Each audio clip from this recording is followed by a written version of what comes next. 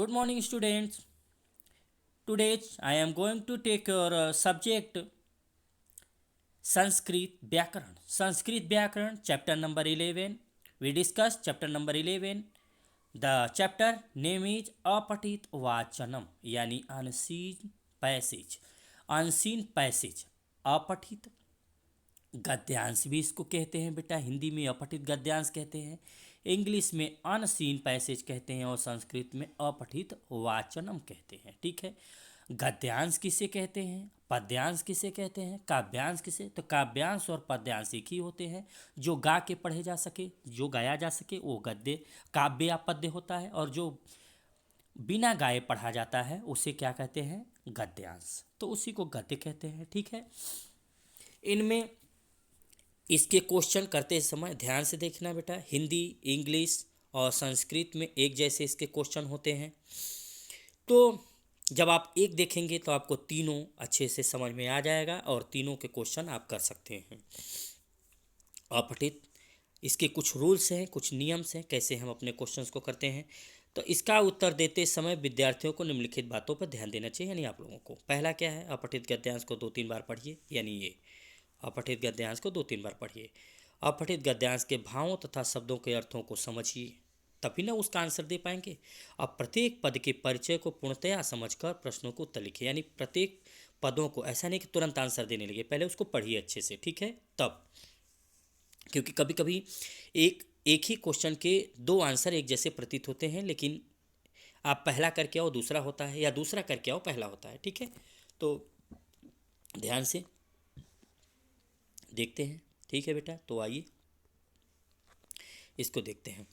पंचविंशति शतानि संवत्सराणि व्यतीतानि यदा गौतम कुलोत्पन्न सिद्धार्थ इमाम भारत भुव अलंचकार स्वजमा जन्मा, यानी पंचविंशति शतानि। कहने का मतलब कि पंचविंशति मतलब क्या कहते हैं, 20 मतलब 20वीं, पंच मतलब 5वीं, तो पंचविंशव शताब्दी में के समय में गौतम कुल में सिद्धार्थ नाम का एक व्यक्ति भारत में जन्म, भारत को अलंकृत करते हैं, यानी जन्म लेके भारत को अलंकृत, शोभायमान, सुशोभित करते हैं। तो किसके बारे में बात हो रही है, सिद्धार्थ के बारे में। ठीक है, भागीरथ्या उत्तरे तीरे कपिलस्तु नाम महनीयम नगर मेक मासीत। ठीक है, भागीरथ्या यानी भागीरथी के उत्तर में कपिल वस्तु नाम का एक नगर था, यानी इनका जन्म किस नगर में हुआ था, कपिल वस्तु, यानी भागीरथी के उत्तर में, भागीरथी नदी के उत्तर में कपिल वस्तु नाम का एक महान नगर आसीत, यानी था। शाक्य वंशोत्पन्न शुद्धोधनस्त में राज्यम अकरोत। अब देखिए, शाक्य वंश यानी किस वंश में उत्पन्न हुए थे, शाक्य वंश में उत्पन्न हुए थे। सुद्धोधन राज्यम अकृत, यानी सुद्धोधन के राज्य में शाक्य वंश में उत्पन्न हुए थे। कौन, सिद्धार्थ। तस्य माया देवी, यानी इनके पिता का नाम क्या था, सुद्धोधन, और इनकी माया देवी नाम सती भाई बहुत, इनकी माया देवी क्या, इनके यानी माया देवी नाम सती भाइयों बहुत, यानी भाइयों बहुत, इनकी माँ का नाम क्या था, माया देवी। तस्याश्च सिद्धार्थो नाम सुनोजनम लेभे, तब सिद्धार्थ का नाम क्या हुआ, सुन जन्म लेभे, सौदाम सुब्रतो विवेको चाबुत, और इनको बचपन से इनकी माँ ने पाला था। ठीक है, तो आइए देखते हैं इसमें शीर्षक। अब इसको पूरी तरीके से अच्छे से कैसे समझेंगे। सह, देखिए शैशवादेव, शैशव मतलब बचपन।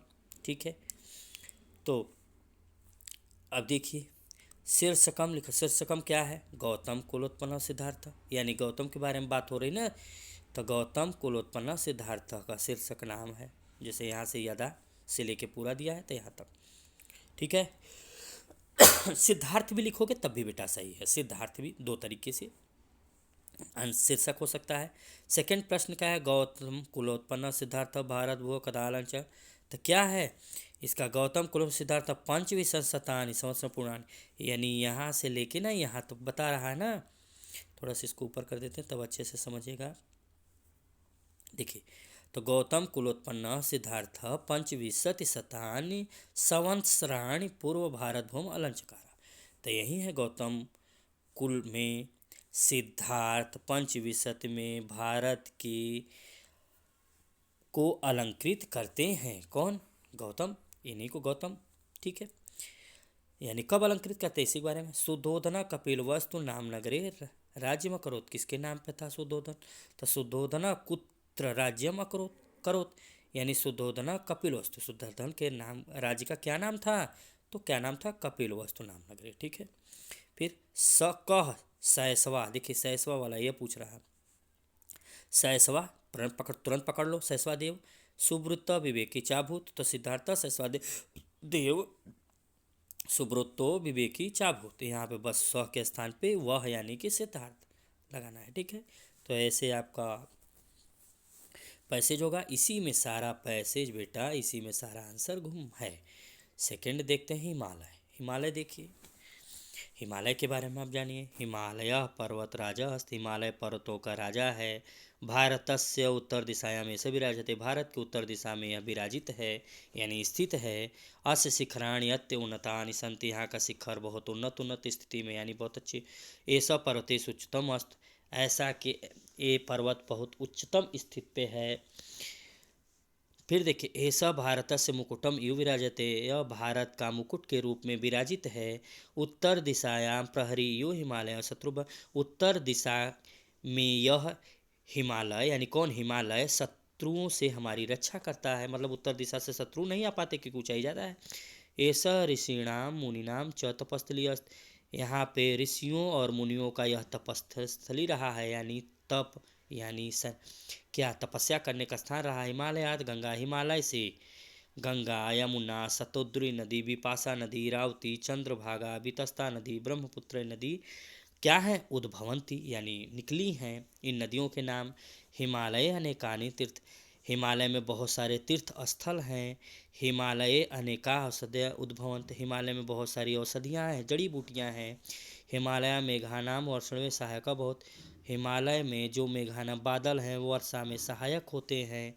हिमालय विशाल मानसरोवर अस्त, हिमालय में एक विशाल मानसरोवर स्थित है यानी मानसरोवर भी है। अस्य इस यहाँ पे एवरेस्ट, कैलाश, गौरी शंकर शिखर प्रमुख प्रसिद्ध शिखर स्थित है, यानी एवरेस्ट, कैलाश और गौरी शंकर नाम के बहुत प्रसिद्ध शिखर हैं।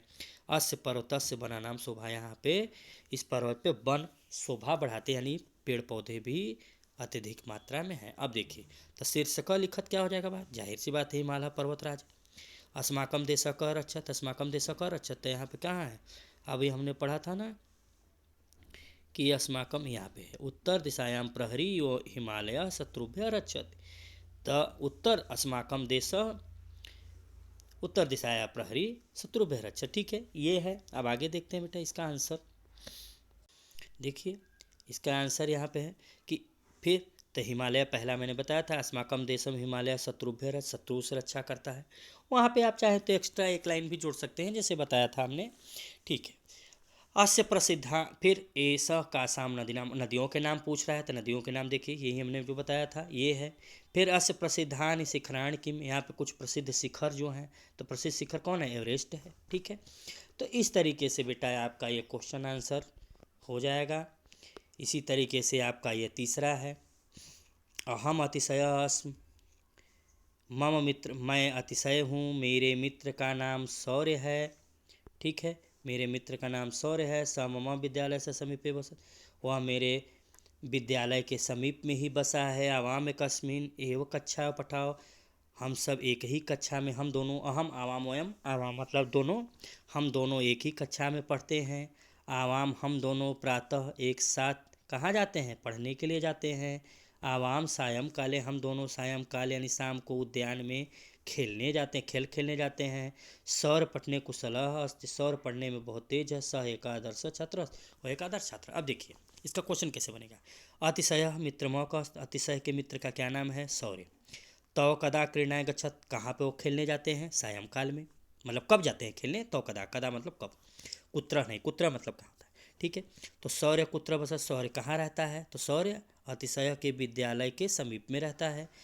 फिर शौर्य कृत छात्र, शौर्य कैसा छात्र है? शौर्य आदर्श छात्र अस्त। देखिए शौर्य आदर्श छात्र अस्त, शौर्य आदर्श छात्र अस्त। तो ये सब क्वेश्चन है बेटा, इन्हीं सब में आपका सारा आंसर मिलेगा, देख के आपको करना है। तो आपका ये चैप्टर कंप्लीट हुआ, आप एक्सरसाइज कर लीजिएगा देख के बेटा। Okay, thank you.